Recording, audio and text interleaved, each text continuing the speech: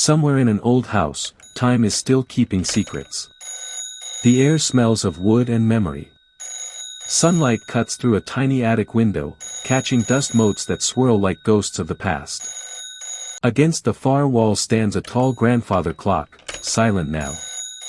Waiting. Because inside that clock lies a fortune. A truth. A mistake that ruined lives. This is not just the beginning of a mystery. This is the birth of a legend.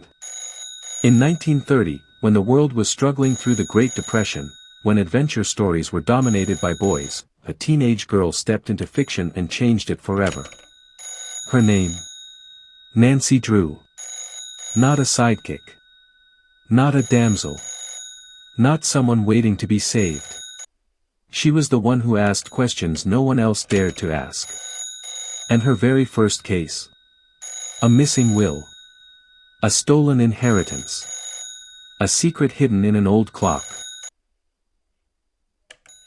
What if justice depended not on power, not on wealth, but on one curious girl who refused to look away?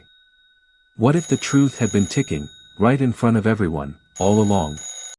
This is the secret of the old clock, the mystery that launched one of the most iconic detectives in literary history. Nancy Drew isn't introduced with drama or tragedy. She lives with her father, Carson Drew, a respected lawyer. Her life seems comfortable. Safe. But Nancy doesn't do comfortable. She asks questions. The case begins with injustice, the kind that feels small to the world, but huge to the people suffering it. Meet the Turner sisters. They cared for Josiah Crowley in his final days, a wealthy man they believed intended to leave them something in his will as gratitude for their kindness. Not riches. Just security. Enough to live with dignity. But when will they be read? Nothing. Instead, the money goes to distant relatives, the Tophams. Polished. Well-dressed. Perfectly respectable on the outside. But something about them feels off. Nancy senses it immediately.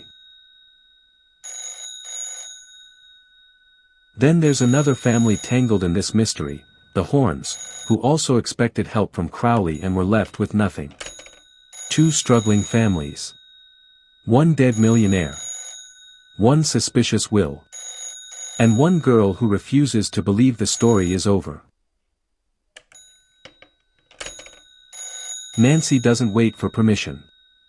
She gets in her blue roadster, a symbol of freedom rare for a teenage girl in the 1930s, and starts asking questions adults are too polite, or too afraid, to ask. She notices small things. A tone of voice. A hesitation. A contradiction in a story.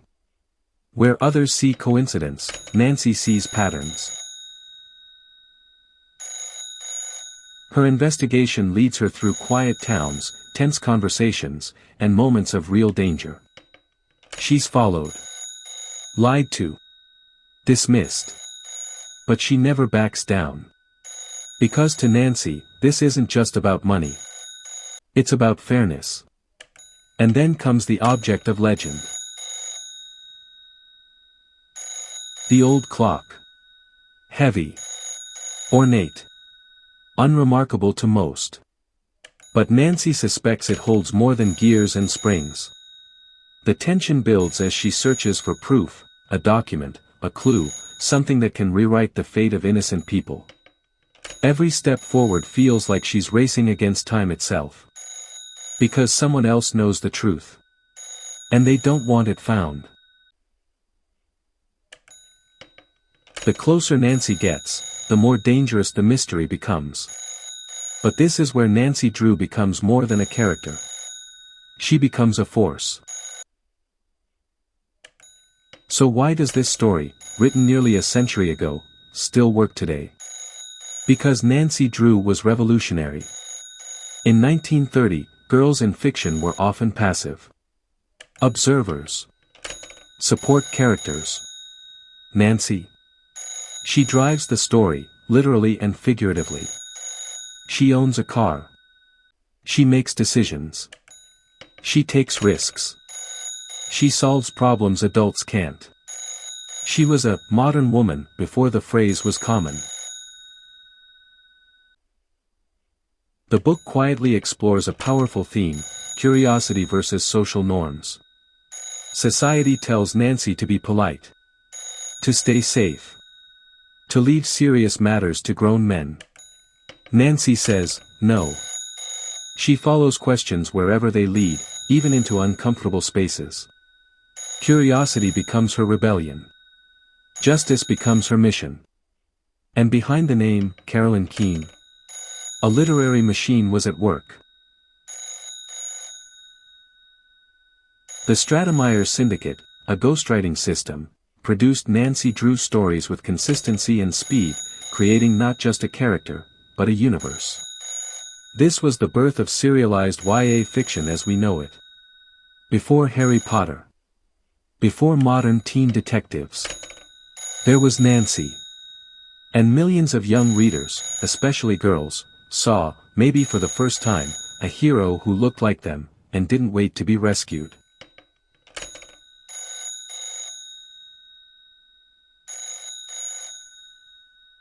Is it modern in pacing? Not quite. Is the writing simple? Yes. But that simplicity is part of its magic. This book is perfect for nostalgia seekers who grew up with Nancy.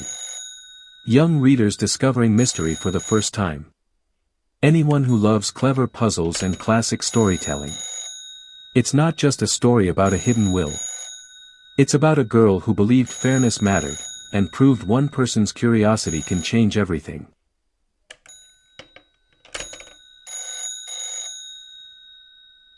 Tick.